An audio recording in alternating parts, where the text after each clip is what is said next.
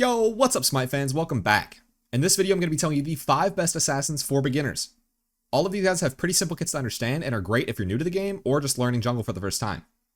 These guys are also pretty good regardless of the meta, so no matter when you're watching this video, you'll be able to pick one of these up and it'll work just fine. With that, let's get right into it. The first god we're going to take a look at is Ratatoskr. Rat is a very easy god to play, and his stun is one of the hardest hitting abilities in the game. He also has a global ult, which is going to help you pick up some easy ganks. Let's take a look at Rat's abilities. His passive grants you access to a special acorn item that you can purchase out of base and buffs your god in different ways depending on the acorn you select. His first skill is a dash that deals damage and slows the enemy. His second skill deals AoE damage and shreds protections.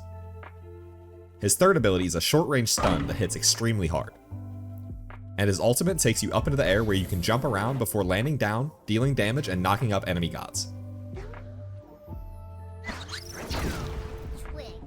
There are 2 builds I would recommend for this god in the jungle. The first build is a standard cooldown-oriented build.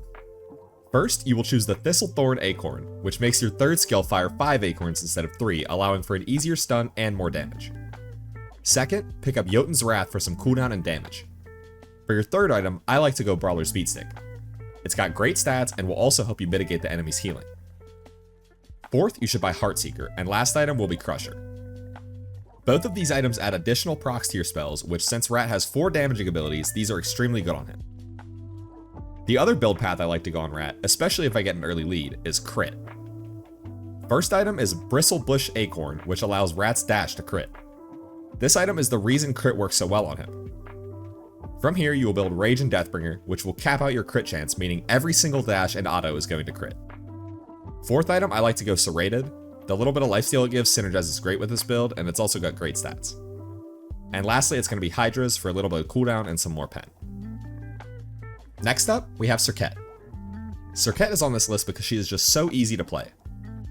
Her combo is effectively unmissable, and she has great single target damage as well as mobility and utility.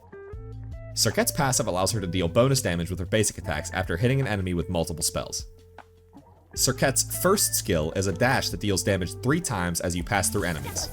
This ability can crit.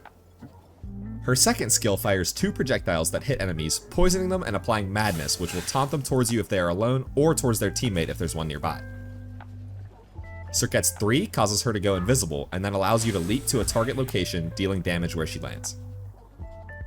Her ultimate grabs onto an enemy god and poisons them, dealing damage over time. This ability deals true damage and applies 100% healing reduction. As far as what to build on her, we will once again be going Jotun's first item. This item is just extremely cost effective and good on basically every assassin. Then I like to go Rage and Deathbringer, which will make your one hit insanely hard when it crits. Fourth item is going to be Erendite.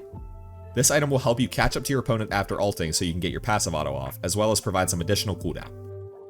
The last item slot is pretty flexible, but in most games I just go Brawler's Beatstick for some additional power and flat pen. If you've enjoyed this video so far, please leave a like. Thanks. Up third is Fenrir. Fenrir is one of the easiest gods in the game. He's very strong early and his ult allows for very easy ganks. Fenrir is even great from behind because you can transition to playing a more supporty playstyle and just set up for your team. Fenrir's passive grants him runes when he auto attacks an enemy. At 5 runes, his abilities gain additional effects. His first skill is a jump that damages enemy gods and will stun if you have max runes. His second skill grants him 2 runes as well as power, lifesteal, and attack speed. His third ability is a short leap. If there is an enemy in the radius, he strikes them 4 times, dealing damage. Fenrir's ult makes him grow in size, gaining movement speed and CC immunity. Once in this form, he can bite an enemy god, grabbing them and carrying them away. Fenrir's build is pretty simple. Yet again starting with Jotun's, and then going into Brawlers, Heartseeker, Crusher, and finally Serrated. This build will give you a ton of damage, although he is also very good with a couple of defense items if that's more your style. Next on the list is Hun Batz. Similar to Fenrir, he has a very simple game plan where you'll basically just be farming whenever your ult is down and then forcing fights when it's up. His ult is a huge AoE CC that can easily turn a fight, which makes this god great for carrying low elo. Hun Batz's passive grants additional damage on basic attacks after casting a spell. His 1 is a leap that deals damage and slows enemy gods. His second ability deals damage in a cone in front of him and makes him immune to knockups. His third skill throws a monkey that bounces between enemies, dealing damage. Hunbat's can refire this ability to teleport to the last enemy it hit. Hunbat's ultimate summons a totem that deals a ton of damage and fears enemies in the area, causing them to run away from the center of this spell. Since Hunbat's is heavily reliant on his ult, building cooldown on him is extremely important. Once more starting with Jotuns, I then like to go immediately into Hydras. This item gives you cooldown and pen, and also synergizes perfectly with his passive. Next, you should go Brawlers for some more damage and anti-heal, followed by Heartseeker and Crusher to add an additional damage proc to all of your skills. And finally, we have Ravana. This god is easy to learn, but also has a very high skill ceiling. You will never regret learning how to play Ravana, as he has great matchups into a ton of gods and can even be played pretty effectively in the solo lane. His passive grants him a stacking health shield as he damages enemies. Raven's first skill deals damage and slows enemies in a small cone in front of him. His second skill grants him a short window of CC and damage immunity, which is great for outplaying your opponent. Ravana's 3 is a ranged root that deals damage and also heals him a little. And lastly, for his ultimate, Ravana leaps to the target area, dealing massive damage and gaining damage mitigations for a short time.